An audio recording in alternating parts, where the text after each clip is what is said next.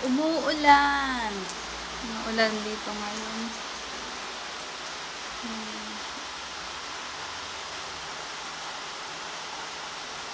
Nakakamiss sa Pinas. Parang nasa Pinas. Umuulan. Basang-basa ang paligid.